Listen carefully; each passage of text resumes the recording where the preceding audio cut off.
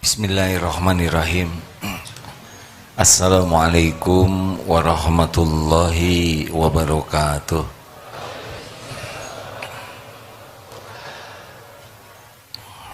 Alhamdulillahi rabbil alamin. Alhamdulillahilladzi anzala sakinah fi qulubil mu'minin liyazdadu imanan ma'a imanihim. Allahumma salli wa sallim wa barik ala sayyidina Muhammad wa ala alihi wa ashabihi ajma'in. Ya Allah, ya Sami, ya Bashir, ya Qarib, ya Rahman, ya Rahim. Allahumma inna nas'aluka ilman nafi'an wa rizqan tayyiban wa amalan mutaqabbalan. Allahumma aftah lana hikmataka ya Allah wansur alaina rahmataka ya dzal jalali wal ikram. Allahumma a'inna ala zikrika wa syukrika wa husni ibadatik. Allahumma inna nas'aluka imanan kamilan wa yaqinan shadiqan wa qalban khashi'an wa lisanan dzakiran.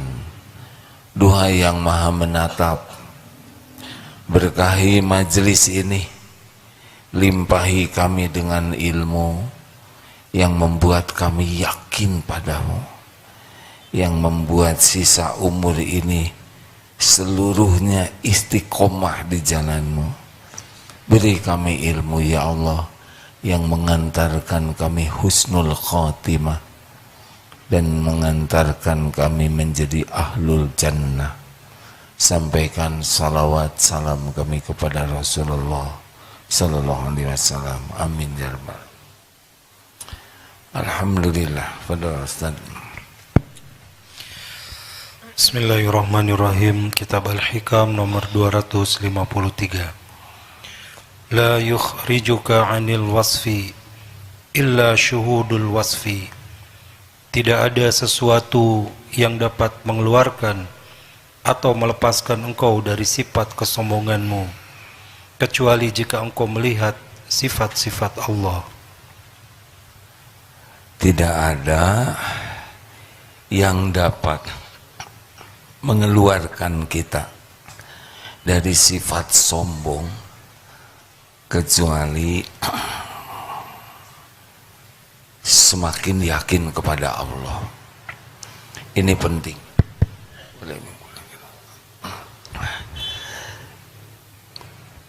Dosa yang sangat dibenci Allah adalah syirik. Inna syirka la zulmun azim. Sesungguhnya syirik itu kezaliman yang sangat besar. Dari syirik akan menghasilkan penyakit-penyakit hati lainnya. Di antaranya takabur. La yadkhulul jannah man kana fi qalbih mithqalu dzarratin min kibr. Tidak masuk surga bagi yang di hatinya ada takabur, sombong walau sebesar zarah. Hati-hati, banyak ilmu, banyak amal, bisa sombong. Iblis lebih dulu kenal kepada Allah. Iblis lebih dulu taat kepada Allah. Tapi ketika diuji oleh Allah dengan Allah menciptakan Nabi Adam, maka iblis aba wastakbaro, enggan. Dia enggan dan takabur. Nabi Adam melakukan dosa, tapi ujungnya diampuni Allah dan kembali menjadi orang yang ahli surga. Iblis dilaknat oleh Allah selama-lamanya. Hati-hati penyakit takabur. Ciri takabur ada dua, batarul haq wa gamtun nas, menolak kebenaran dan menganggap remeh orang lain. Orang takabur tidak suka kepada agama. Mungkin dia miskin, mungkin dia tidak punya pangkat jabatan, tapi dia tidak suka kepada agama. Takabur. Orang takabur tidak suka kepada majelis ilmu agama seperti ini. Dia tidak akan mau datang. Tidak akan mau datang. Karena majelis ilmu banyak diisi kebenaran. Tidak akan suka kepada Nabi Muhammad.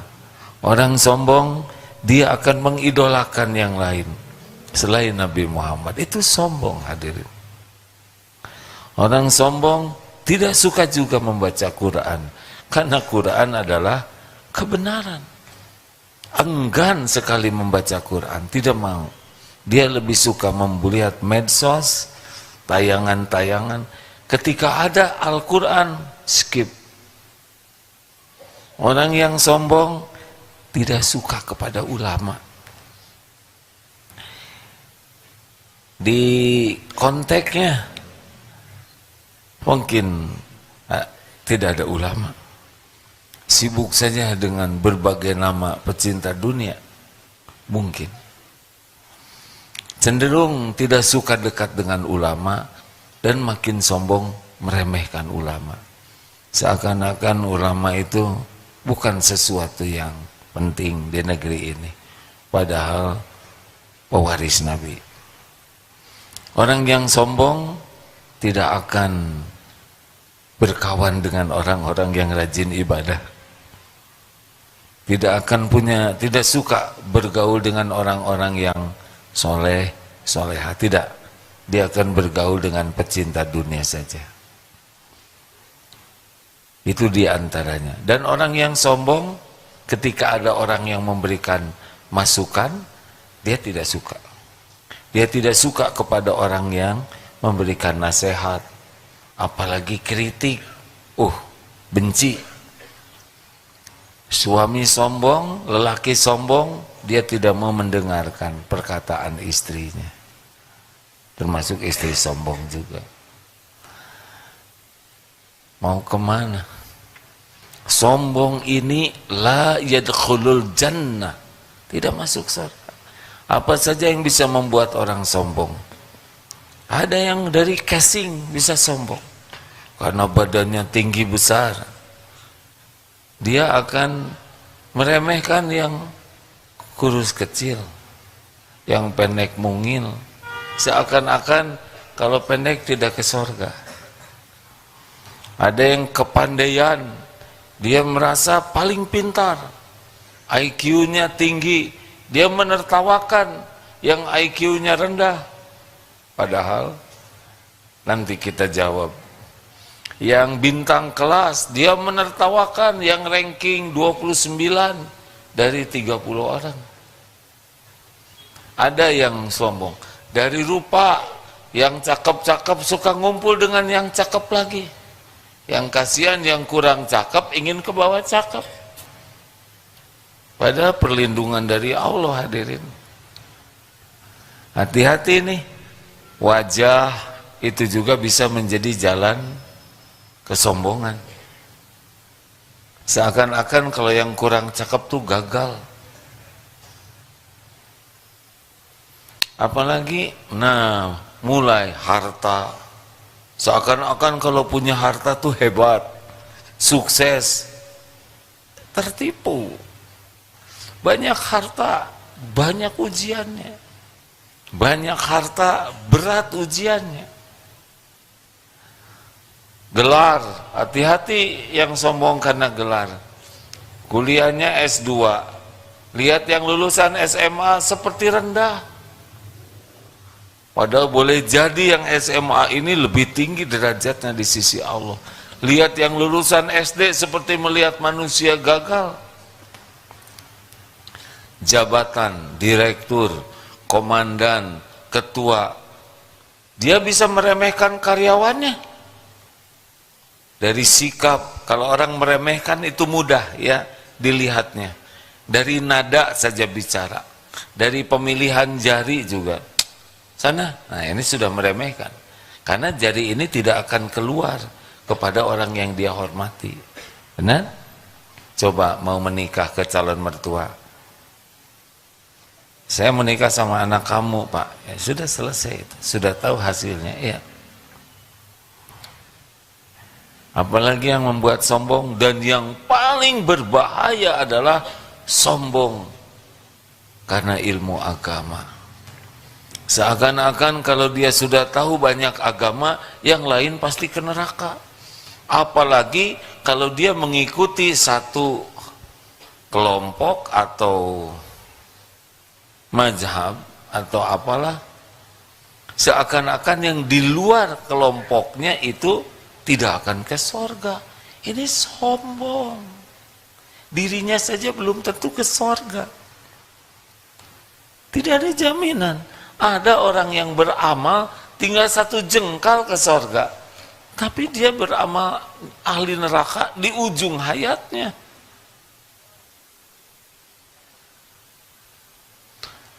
Dan bahaya sombong karena ibadah. Ini rajin ke masjid begini bisa sombong juga ini. Lihat yang jarang ke masjid. Rumah dekat masjid. Apa-apaan. Padahal kita bisa ke masjid dengan pertolongan Allah. Dan yang belum ke masjid dititipkan oleh Allah kepada kita. Bukan untuk disombongi dan direndahkan. Hati-hati. Masih ingat bapak dan anak yang ke masjid itikaf, lihat yang lain pada tidur, anaknya berkata, "Pak, lihat tuh Pak, orang itikaf pada tidur. Menurut bapak bagaimana Pak mereka tidur gitu?" "Menurut bapak bagusan mereka nak, mereka tidur daripada kamu bangun ngomongin orang." Ya,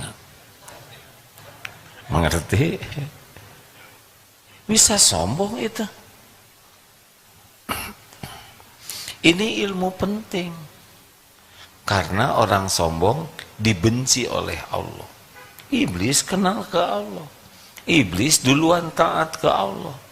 Tapi kena penyakit sombong. Wa ma tawaddu'a ahadun lillah illa rafa'ahullah.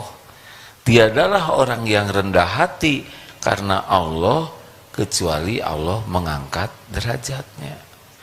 Nah, lawannya dari takabur adalah tawadu. Orang yang rendah hati, di sana ada pasangannya. Wa ma tawaddu'a ahadun lillah illa rafa'ahullah. Tiadalah orang yang rendah hati karena Allah mengangkat derajatnya. Memang ada yang rendah hati, ada namanya tawadu, acting. Jadi dia merasa bangga jadi orang rendah hati. Ini sombong. Karena sebetulnya nggak ada tempat bagi kita sombong. Jadi kita tawadu tuh keharusan, bukan sebuah kehebatan, keharusan. Nanti kita bahas ya. Jadi kalau misalkan merapikan sendal dan kita merasa, wah saya ini sudah merapikan sendal, berarti dia sombong. Dia merasa tidak layak merapikan sendal. Ke kantor dibonceng ojek, dia merasa beda. Saya dirut naik ojek, berarti dia sombong karena dia merasa lebih dari yang lain. Atau misalkan jadi seseorang punya jabatan lalu naik pesawat, dan di pesawatnya itu di bagian ekonomi, kemudian dia merasa spesial, itu sombong juga. Jadi kalau kita merasa sudah tawadu, ciri-ciri belum tawadu. Bingung ya. Ada yang tawadu itu acting supaya dihormati. Jadi judulnya merendah untuk menaikkan. Paham tak? Oh, tapi harapannya, oh dia rendah hati, pakai baju sederhana, oh orang itu tawadu, pakai motor, kendaraan yang sederhana, ingin dipuji, ini acting semua.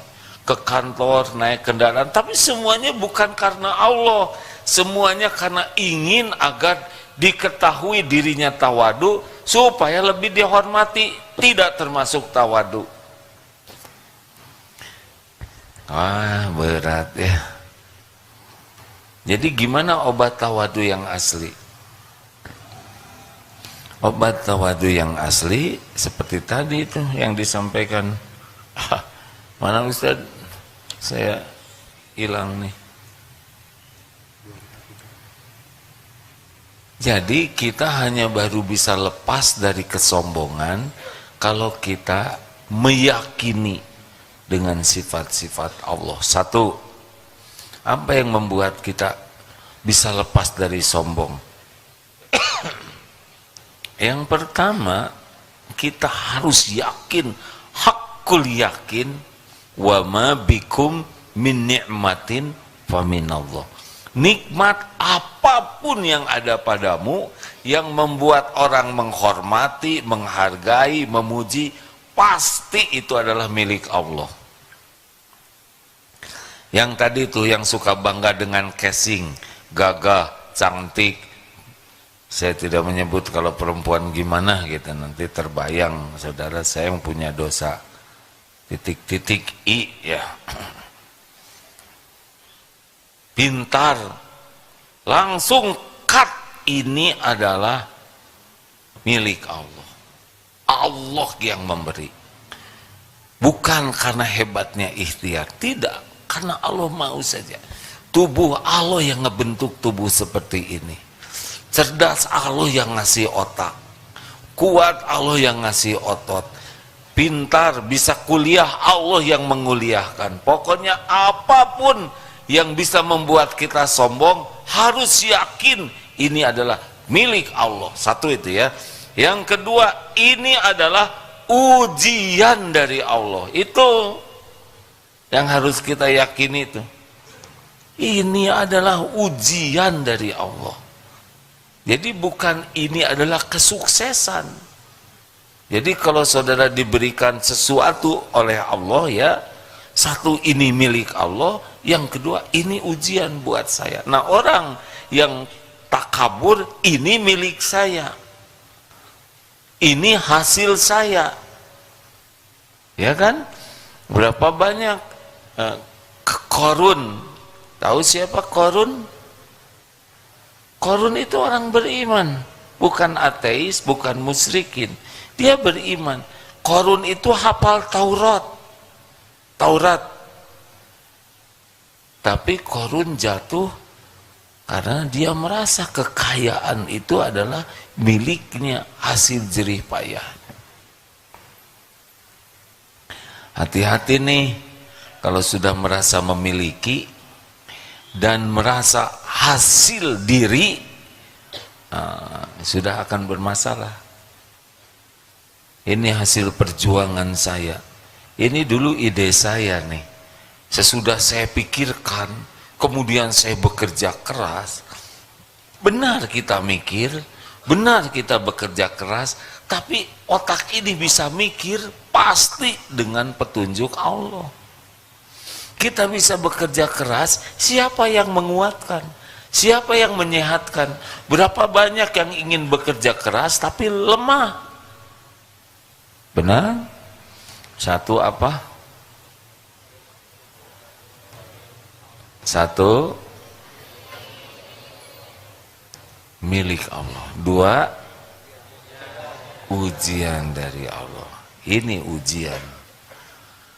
Punten ya, maaf sekali. Yang lagi ceramah ini, kan orang nyangkanya, wah, Agi membangun Darut Tauhid. Tidak, sama sekali tidak.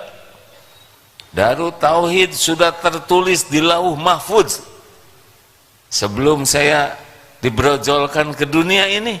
Udah ada catatan Darut Tauhid ini. Saya, kawan-kawan, diuji oleh Allah.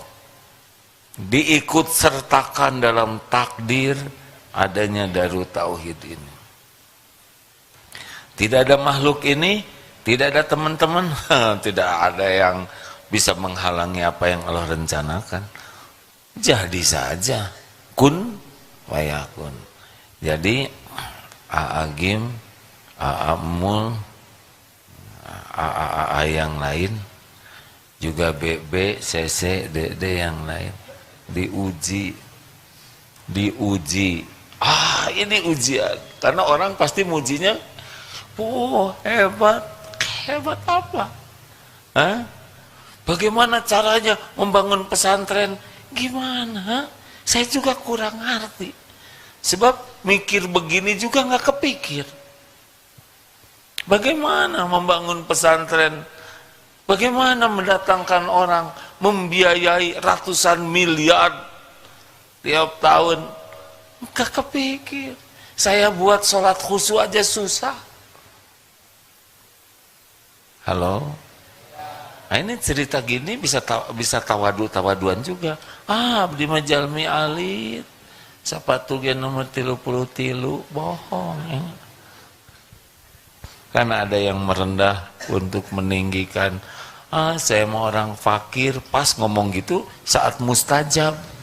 Jadi kita fakir betulan. Hati-hati ya, sama-sama yakin. Jadi harus yakin bahwa ini mah udah takdir Allah. Saudara kuliah S1, S2, S3, ini itu ujian. Makin tinggi mungkin nanti jadi profesor. Ustadz Mulyadi, profesor, bisa jadi profesor nanti Ustadz. Aduh, lebih berat lagi. Nanti orang lebih menghormat. Prof. Aduh. Sama. Kiai, padahal ini ujian. Itu kuncinya. Ini dari Allah, milik Allah, ujian. Ada yang ketiga. Supaya kita tawadu. Yang ketiga, Allah itu tahu siapa diri kita yang sebenarnya. Aib, dosa, maksiat. Tahu persis. Maaf ya, supaya nggak kemana-mana aja. Ini Allah tahu persis siapa yang sedang ceramah ini. Ilmunya, amalnya, dosanya, maksiatnya, kecocokan antara ceramah dengan kelakuannya. Tidak ada yang tahu. Yang paling tahu Allah. Dan juga ada satu lagi yang tahu. Siapa? Siapa? Diri sendiri. I know who I am. Nah, kita jadi sombong karena kita ketipu oleh penilaian orang. Nah, kalau kita yakin Allah Maha Tahu tentang kita, maka semua penghormatan, pujian, itu tidak ada yang cocok untuk kita. Itulah sebabnya orang yang tawadu asli itu tidak akan terluka hatinya ketika dia tidak dihormati, ketika dia tidak dihargai, ketika dia dihina, tidak terluka karena dia tahu bahwa dirinya itu enggak cocok dengan penilaian orang. Dia tahu saya ini bodoh, saya ini banyak dosa, saya ini hina, dan ketika ada orang yang menghina, ya itu mah bukan penghinaan dan memang begitu. Bahkan kita tuh lebih buruk daripada yang dihinakan orang lain ke kita. Benar? Benarkah? Jadi kita banyak terluka tuh bagian dari kesombongan kita. Banyak sakit hati tuh tersinggung, jengkel, marah karena kita merasa harus dihormati, merasa terhormat.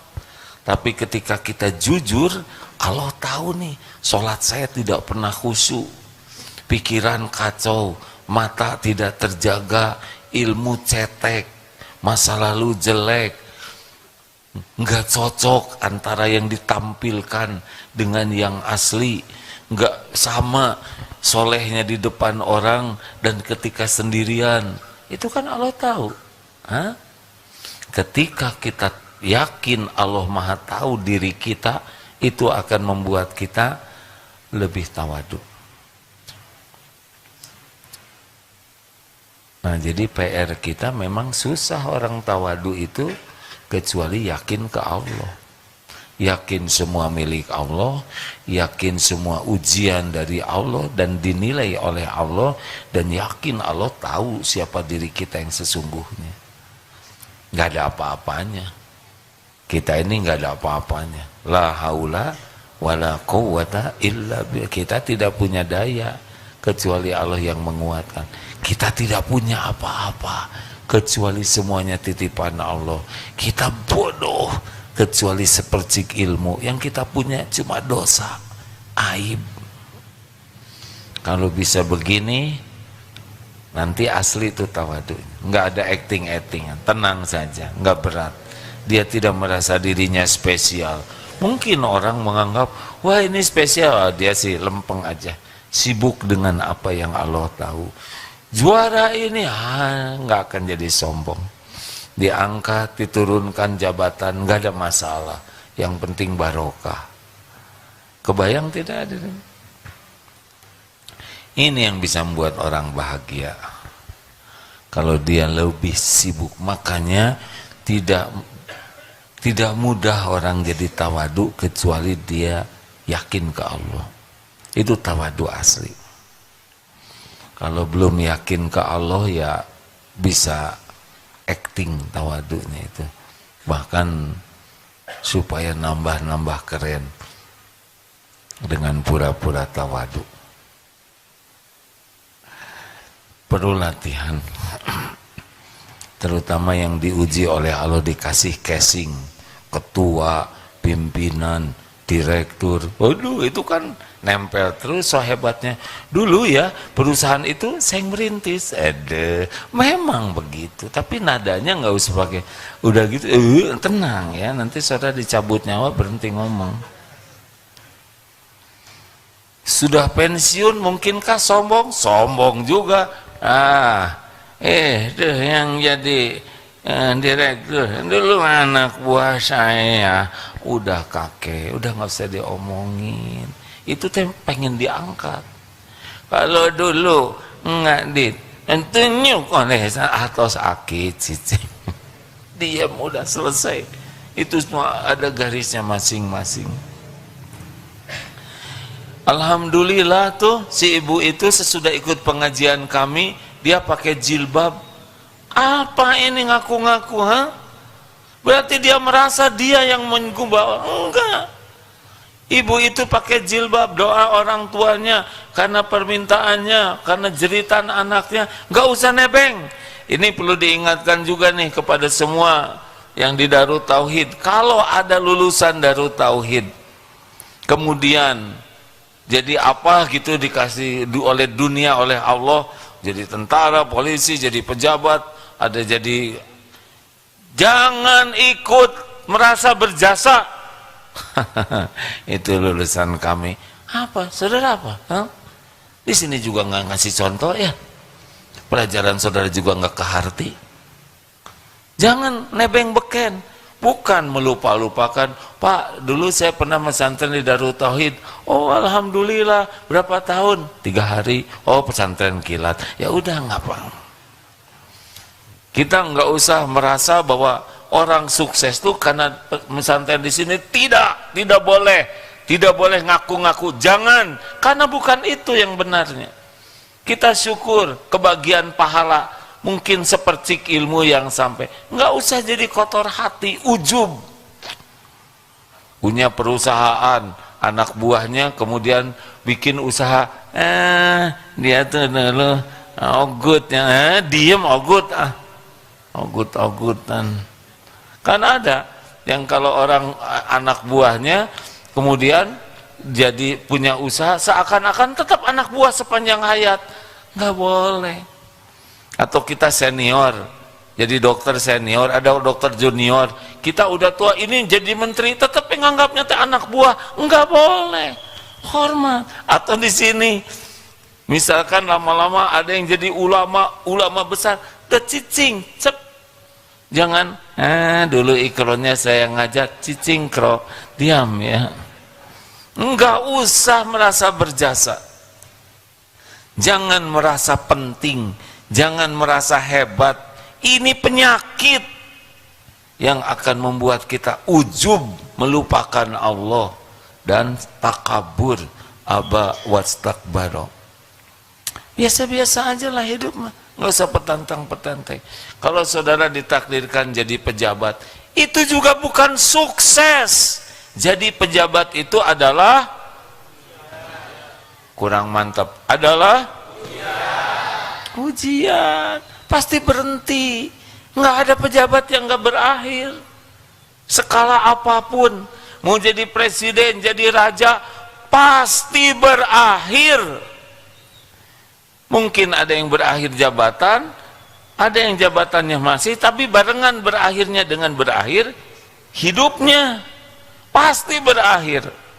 Mana Alexander the Great, maut, namanya the Great, mati. Maka hidup mah nggak usahlah petantang-petenteng ya, biasa we. Kita ini hamba Allah, kita belajar dengan ikhlas, kita sungguh-sungguh berusaha bermujahadah mengamalkan, nanti ketemu kita dengan takdir kita. Ada yang jadi pengusaha, ada yang jadi ini, jadi itu, tapi Allah yang ngatur. Kita sungguh-sungguh benar, berusaha benar. Gitu aja sambil tunggu mati ya. Mungkin ada yang tanya Pak Jokowi, nggak kebayang atuh dari mebel jadi presiden, betul tidak? Iya kan? Nggak kebayang. Siapa yang tukang mebel sekarang jadi tukang tambal ban, nggak kebayang juga. Dan kita nggak usah pengen sama dengan orang lain karena couplingnya beda-beda. Ini punten ya, kalau Agim suatu saat udah nggak ada nih, udah meninggal, jangan ngarep-ngarep ada yang sama, karena beda-beda tiap orang, betul tidak? Tidak harus ada yang sama dengan Agim, malah kalau sama saya nggak mau ya, karena saya tahu siapa saya. Nggak mau, saya tidak mau ada penerus Darul Tauhid yang sama dengan saya. Saya berharap lebih baik. Dan kalau mirip ngejiplak tuh jadi kurang ini, kurang wibawa. Assalamualaikum warahmatullahi wabarakatuh. Siapa itu? Zainuddin MZ. Padahal saya gitu ya. Jadi jangan niru saya lah. Nanti tesiga lebih jelek lagi ya. Udah mati. Orang niru tuh nggak bisa fokus. Fokusnya adalah kepada tiruannya, nggak asli. Ya sudah begitu saja, biasa-biasa saja. Ya, santri di sini yang dikasih jabatan apapun, bukan tanda kemuliaan. Jabatan itu ujian, cobaan. Nggak ada mulia-mulianya. Makanya dipisahkan, tu'til mulka man tasya wa tanzi'ul mulka mimman tasya wa tu'izzu man tasya wa tudhillu man tasya biyadikal khair innaka ala kulli syai'in qadir. Jadi dipisahkan, Allah berikan kekuasaan, kerajaan kepada siapa yang Allah kehendaki, Allah cabut, Allah ambil kekuasaan, kedudukan, jabatan dari siapa yang Allah kehendaki, dipisahkan. Allah muliakan yang Allah kehendaki, Allah hinakan. Kalau dia lulus, Allah muliakan, kalau tidak lulus, Allah hinakan. Nggak usah ambisius lah kepada jabatan. Tapi boleh kita ikhtiar, boleh ya, kalau niatnya amar ma'ruf nahi mungkar. Tapi yang nggak usah stres karena Allah yang menentukan, biasa wae lah. Dan kita juga nggak usah, bukan tidak hormat ya. Kalau ada tamu pejabat kesini saya akan hormat, sebagaimana menghormati saudara. Tapi tidak usah mengagung-agungkan. Seakan-akan kalau Wah, nggak usah. Itu kan kalau belum ditangkap, betul ini. Kalau udah ditangkap, astagfirullahaladzim. Makanya tanda tangan prasasti itu dikurangi lah. Udah kita tangan sendiri aja. Karena pernah suatu saat capek-capek prasasti, ditangkap ya. Jadi prasastinya rada-rada malu. Dah lah. Begitu? Halo? Adik-adik nggak usah petantang-petenteng. Bersyukur sekolah di Darul Tauhid ya syukur, tapi nggak usah merasa lebih dari yang lain. Banyak sekolah lain yang lebih baik. Santri ini yang mengumumkan, mempromosikan sekolah kampus Darul Tauhid, nggak usah segala disebut-sebut. Seakan-akan kalau sekolah di sini bekal soleh, nggak boleh. Promosikan apa adanya aja, yang wajar, yang asli. Karena yang menggerakkan orang daftar ke sini adalah Allah, nggak usah pakai bohong. Sama umroh, misalkan MQ Travel ya, mau umroh ya beritahu aja apa adanya, yang wajar. Nanti yang daftar itu Allah yang ngatur. Enak hidup begitu, melempeng. Tahu cirinya orang yang lempeng apa? Tenang. Ciri orang yang maksiat galau. Dua ciri orang dosa tuh. Satu, selalu gelisah. Yang kedua, takut ketahuan orang. Kalau orang benar mah lempeng. Demikian. Jadi kita tidak mengagung-agungkan bukan berarti tidak menghormati. Kita hormati manusianya, bukan casingnya. Jelas? Karena casing itu ujian. Kita hormat ke tiap orang ya. Tapi jangan, nih misalkan di kantor begini, maaf ya, kalau ada atasan, nih sopan, mohon, atasan pergi, pakai otaknya, kenapa ini berantakan? Itu menjilat namanya. Kalau ke atasan hormat, ke bawahan kasar, menjilat namanya. Bukan begitu. Kita sopan ke siapapun. Tidak usah pakai marah-marah. Karena boleh jadi cleaning service lebih mulia di sisi Allah daripada direktur utamanya. Tolong santri karya ya, siapapun yang punya jabatan itu bukan tanda kehebatan. Enggak. Bagi saya mah orang-orang yang diuji. Ustadz Mulyadi, berat ujiannya. Apa aja jabatannya Ustaz? Ketua Dewan Syariah Darul Tauhid. Itulah sebabnya saya tidak mau berfatwa, beliau aja.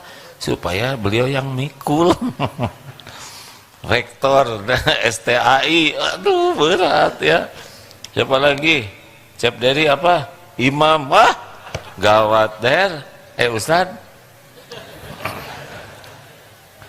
setiap ngimamin dicatat ya teh, ngimamin teh ingin kelihatan merdu suaranya, ingin kelihatan banyak hafalannya, ingin kelihatan sempurna tahsinnya. Ada yang sholat tuh sama sekali nggak ingat Allah.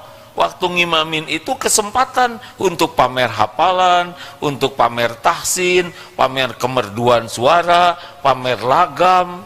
Nggak ada Allahnya, dicatat itu ngejongkeng. Tapi harus ada yang ngimamin ya. Jangan nggak mau dia mah dicatat. Emang di masjid lain nggak dicatat? Berat di Darul Tauhid mah, mending di musola, sama musola juga dicatat.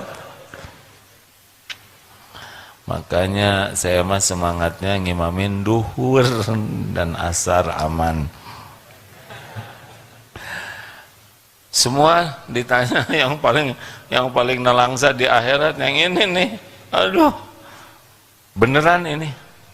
Kata guru saya, ingat, tiap nambah santri pasti dituntut di akhirat. Padahal tidak semua santri bisa dikenali ya. Tapi ini amanah.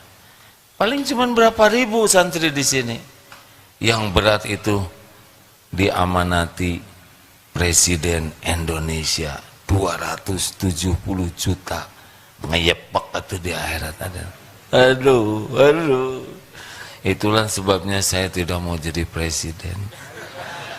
nggak ada yang nyalonin, ada juga nggak ada yang milih, menyiksa diri. Kalau cuma terus jadi presiden Darut Tahir aja udah leneng begini hadirin. Tapi udah pasti ada yang ditakdirkan, ya. Makanya kalau lihat para pemimpin tuh jangan mengagung-agungkan, tapi kasihani dengan doa. Kasihan Pak, aduh, Pak Jokowi itu kasihan nanti di akhirat tuh. Oh, sekarang giliran Pak Prabowo dengan Gibran, ya. Waduh, itu pasti famay ya'mal mithqala dzarratin khairan yarah. Sekecil apapun ada balasannya. Tuh, mikir. Udah nggak usah pengen, Pak. Siapa yang nyalonin? Ya calonin juga, kata istrinya. Saya aja nggak keurus, ya apalagi ngurus negara. Cukup segitu. Ada pertanyaan, silakan.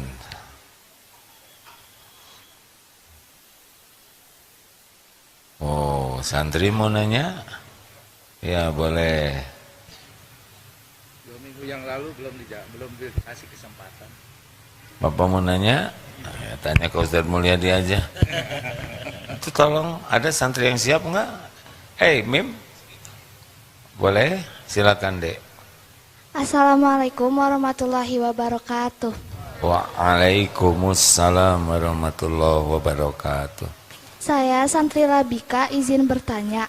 Apakah boleh mengikuti lomba dengan mengharapkan kemenangan dan hadiah, tetapi hadiah yang didapat itu diniatkan untuk amal soleh, seperti untuk membantu orang tua? Terima kasih. Niatkan saja perlombaannya jadi amal soleh, ya. Daripada cuman hadiahnya. Kan yang capek itu perlombaannya. Kalau niat hadiahnya mau dihadiahkan ke orang tua, ya kalau menang. Kalau nggak menang gimana? Suatu saat diundang ceramah di musabaqah tilawatil Quran. Aduh, itu hati itu tidak suudon, tapi didoakan, ya Allah, semoga semua yang ikut lomba ini, yang ikut musabaqah ini semuanya jadi juara. Amin. Ya pelan, karena nggak mungkin semua juara.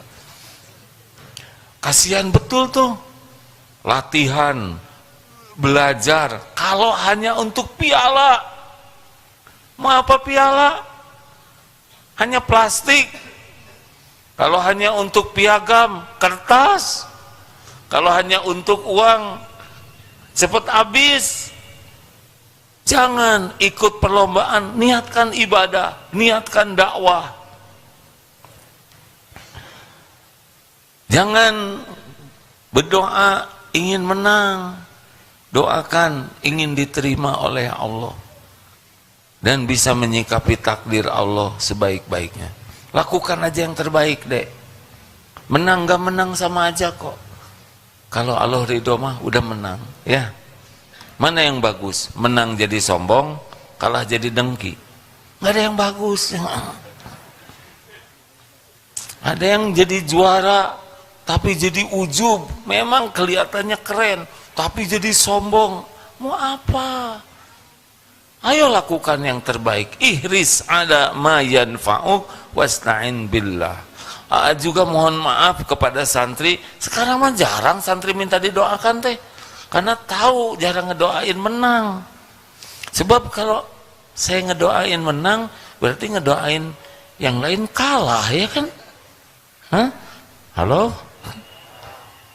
Didoakan supaya jadi amal soleh, bisa jadi dakwah, dan bisa menyikapi takdir dengan sebaik-baik akhlak. Kalau menang tetap rendah hati, kalau kalah tetap legowo, kalau bertanding nggak usah iri dengki, ya. Lakukan aja yang terbaik. Siapa tuh kemarin ada seorang atlet masih muda, atlet sepeda, ketemu di MQ Bike. Nyebut gini teh rada promosi sejujurnya. Di MQ Bike di sana, ya, toko sepeda. Ini ada atlet mau pertandingan. Oh ya, Dek, nggak usah mikirin menang lah, mikirin aja bersepeda dengan cara yang terbaik, semaksimal mungkin, niatkan aja lah, mudah-mudahan ada pahala dari balap sepeda. Menang. Pasti bukan karena nasihat saya, walaupun katanya saya emang nggak pikir menang lah, penting ngebos ya sepeda ya yang terbaik. Nah mikir menang juga jadi stres kalau takut kalah, betul? Itu teh ujian bagi beliau dan bagi yang nasehatin. Nya cek abdi ge, tong lo ujub. Memang kalau mau baik mah harus begitu, sampai ke hati-hati teh sangat hati-hati. Lanjut. Apa mau nanya? Punten.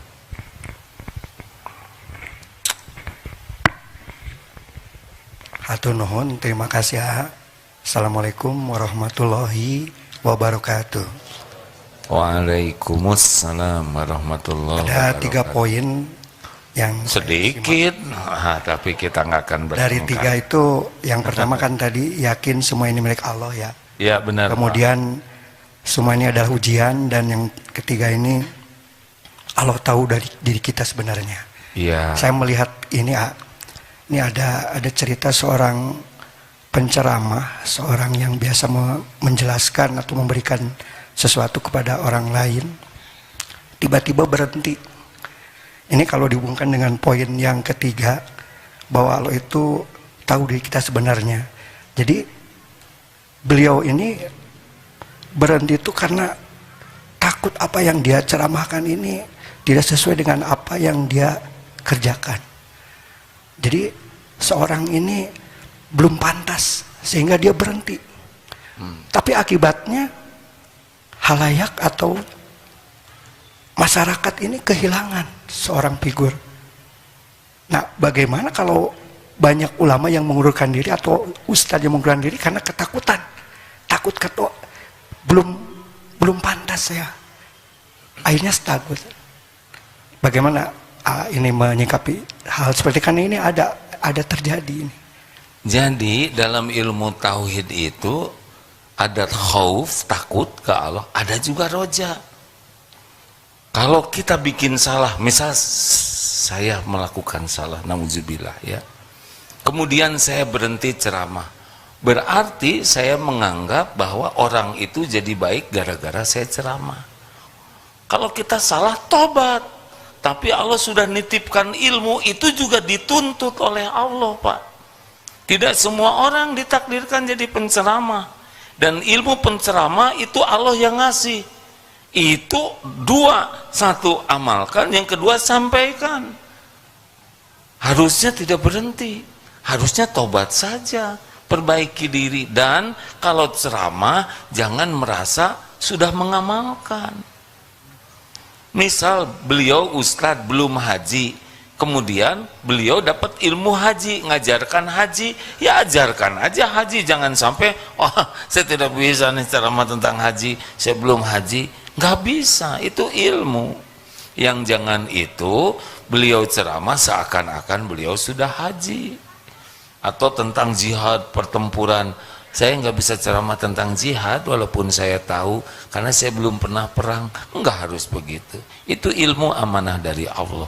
Kalau saya boleh menyarankan kepada beliau, ada jeda boleh, evaluasi, tapi maju terus, karena perintahnya juga balighu anni walau ayat, sampaikan daripadaku walaupun 1 ayat. Ini yang datang ini amanah loh, ini ilmu ini dilihat oleh Allah, diamalkan atau tidak, dan disampaikan atau tidak kepada yang lain. Bagaimana menurut Bapak? Memang dia pernah ditanya oleh gurunya, kalau berhenti bagaimana umat? Tapi dia tetap tidak akan Mungkin sebentar, melanjutkan. berhentinya sebentar. Karena kalau tahu bahwa ilmu yang didapat itu adalah amanah dari Allah, dituntut juga nanti. Dituntut, pasti dituntut itu. Kenapa kamu dapat ilmu hanya buat dirimu sendiri? emang saya kalau punya ilmu ini gara-gara pintar? Enggak Pak, ini ilmu dari Allah juga lewat guru-guru, harus disampaikan. Yang jangan itu kita merasa udah soleh, udah mengamal, kita harus tetap merasa, kalau belum ya belum. Terakhir, Bapak kan ada terus, masa nanya? Tuh ada Ustadz Mulyadi yang belum pernah nanya, yang dari jauh adakah? Tidak ada. Terima kasih. Mau nanya Dek? Alhamdulillah. Bantu mikrofonnya.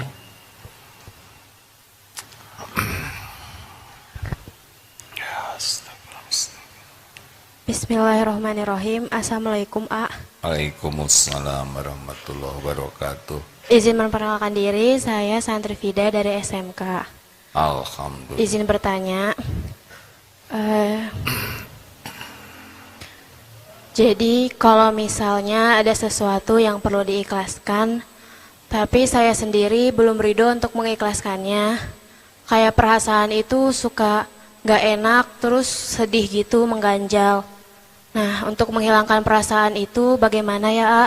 Terus solusi untuk bisa ridho akan ikhlasnya itu bagaimana? Terima kasih. Ada ridho, ada ikhlas. Ikhlas itu ketika beramal, menolong orang ikhlas, sholat ikhlas, sedekah ikhlas. Kalau ridho itu menerima takdir, dompet hilang, sakit, kena musibah, itu ridho. Ini mau yang mana adek? Mau yang ikhlas, mau yang ridho? Ikhlas A. Jadi sedang beramal, kayaknya mah ridho ini.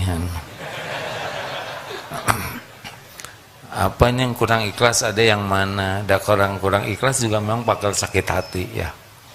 Kalau orang kurang ikhlas itu, dia melakukan sesuatu bukan karena Allah, ingin diketahui orang, ingin dinilai, ingin dipuji orang, ingin dihargai orang. Itu nyesek gitu. Kalau ridho biasanya kita ditimpa sesuatu. Yang mana? Adek ketimpa apa?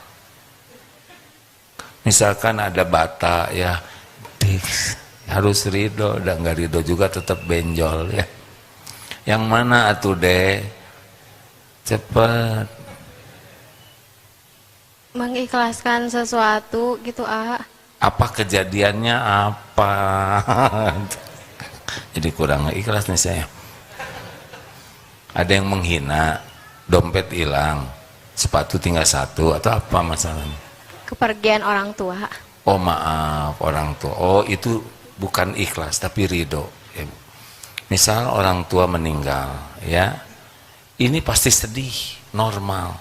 Rasulullah SAW, putranya Ibrahim wafat. Rasul keluar air mata. Ditanya oleh sahabat, ya Rasul engkau menangis, ini air mata saya. Bukan tidak ridho ke takdir. Akhirnya adik itu sudah nerima takdir, hanya punya kenangan, sedih ke orang tua. Ini wajar, tinggal berlarut-larut atau tidak. Jadi pas ingat orang tua, kemana dibawanya? Jadi doa, atau tetap jadi ngebayangin orang tua, ya. Makanya juga ibu bapak sudah tidak ada, ya. Saya anak yatim piatu, ya, harus sayang ke saya, sering ngusap ya. Tapi karena sudah terima, sudah waktunya pulang, ini ibu pulang, tinggal sekarang kirim doa yang lebih banyak lagi, dan bayangkannya nanti di sorga gitu. Dunia pasti pisah, sorga, berusaha agar orang tua jadi ahli sorga, kita juga jadi ahli sorga. Ya Dek, mohon maaf ya kalau kurang bijaksana. Kalau ingat, keluarkan doa, nanti Allah yang nenangin. Dan tidak usah melau, misalkan ini sapu tangan dari ibu, atau itu akan jadi jebakan setan, ya. Harus kita udahlah, sedekahkan aja. Harus mulai lembaran baru. Tinggal doa yang paling dinanti oleh orang tua. Gitu? dan sedekah untuk orang tua. Ada nanti kalau punya uang bangunkan orang tua masjid ya. Terima kasih. Mau ditambahkan Ustaz? Allahumma salli ala Sayyidina Muhammad wa ala alihi wa ashabihi ajma'in. Alhamdulillahi Rabbil Alamin. Duhai Allah yang maha mendengar, wahai yang maha menatap, wahai yang menakdirkan pertemuan ini terjadi. Ya Allah, terima kasih. Alhamdulillah, Engkau berikan kami menjadi orang yang beriman. Engkau limpahi kami dengan ilmu. Engkau kumpulkan kami di rumah-Mu. Allahumma a'inna ala zikrika wa syukrika wa husni ibadati. Ya Allah, tolonglah kami agar selalu ingat padamu dimanapun, kapanpun. Jangan biarkan hati ini berpaling darimu. Ya Allah, tolonglah kami agar bisa menjadi orang yang selalu bersyukur atas nikmat apapun yang Engkau beri. Ya Allah, tolonglah kami agar kami bisa memperbagus ibadah kami kepadamu. Ya Allah, ampuni selama ini kami lebih banyak melupakan-Mu daripada mengingat-Mu. Lebih sibuk dengan mencari pujian makhluk-Mu daripada mencari ridho-Mu. Ampuni ya Allah, kami jarang bersyukur. Bahkan berapa banyak karunia-Mu yang kami gunakan untuk berbuat dosa dan maksiat. Ya Allah, ampuni dosa kami kepada ibu, kepada bapak. Ampuni dosa kami kepada orang tua, yang sengaja, yang tidak sengaja. Ya Allah, ampuni dosa kami kepada keluarga, kepada guru-guru kami, kepada makhluk-makhluk-Mu. Allahumma gfir lana wali walidina warhamhum kama rabbawna sigara. Allahumma gfir lil mu'minina wal mu'minat wal muslimina wal muslimat al ahya'i minhum wal amwat. Allahumma a'izzal islam wal muslimin. Allahumma ansur ikhwanana fi Filastin, fi Uyghur, fi Rohingya wa fi kulli makan. Tolonglah ya Allah saudara-saudara kami. Engkau menyaksikan segala-galanya, Engkau menguasai segala-galanya. Hanya Engkau yang kuasa menolong hamba-Mu ya Allah. Hasbunallah wa ni'mal wakil, ni'mal maula wa ni'man nasir. Lindungi saudara-saudara kami ya Allah. Kuatkan imannya, cukupi segala keperluannya, tenangkan hatinya, sembuhkan dan merdekakan dari penjajahan makhluk-Mu yang zalim. Mudah bagimu ya Allah. Ya Allah, karuniakan kepada kami para pemimpin yang bertakwa, para pemimpin yang takut padamu, para pemimpin yang bisa membimbing kami istiqomah di jalan-Mu. Rabbana atina fid dunya hasanah wa fil akhirati hasanah wa qina adzabannar. Subhana rabbika rabbil izzati amma yasifun. Wassalamun alal mursalin. Alhamdulillah. Subhanakallahumma bihamdik, asyhadu alla ilaha illa anta, astaghfiruka wa atubu ilaik. Assalamualaikum warahmatullahi wabarakatuh.